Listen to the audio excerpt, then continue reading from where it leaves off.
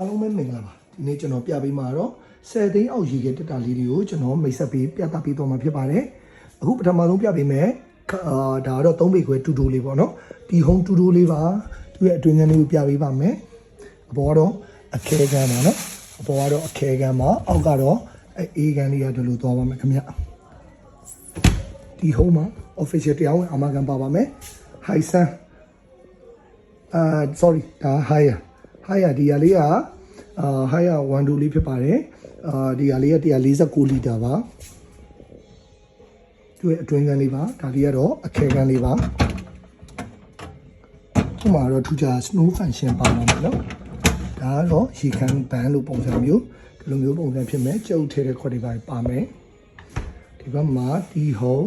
လက်တောင်ပေါ့နော်ဒါကတော့ hotel site ကလေးပါဒီမှာအခဲခန်းလေးကဒါလေးပါဒါလေးကမီဒီယာလက်တောင် site ကလေးပါခင်ဗျဒါလေးက hotel 3 site ကလေးတွေသူ့ရဲ့အတွင်းခန်းလေးပါအခဲခန်းလေးနဲ့ပေါ့နော်ဒါလေးက skywalk ကားပြ site ပါ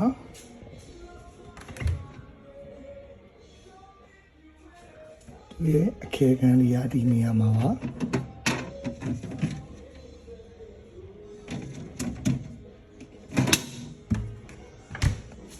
ဒါလေးက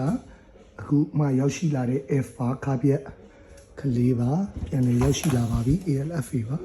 ဒါလေးကသူ့အတွင်းခန်းလေးပါမှာအခဲခန်းဒီဇိုင်းလေးပါဒ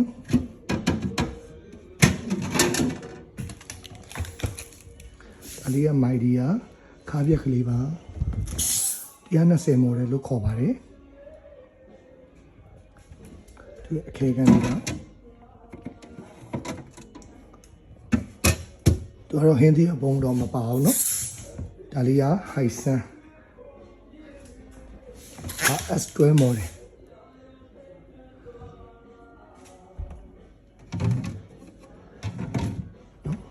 ခုပြပြီးတော့တာ high sun ကားပြ RS12 Mydia 120D model Alpha 12D series Skywalk ကားပြ120 model T home လက်တောင် site Mydiaလက်တောင် hotel site ရဲ့ higher ယူရီးယားတွေက159 model T home 100D model series လေးတွေကို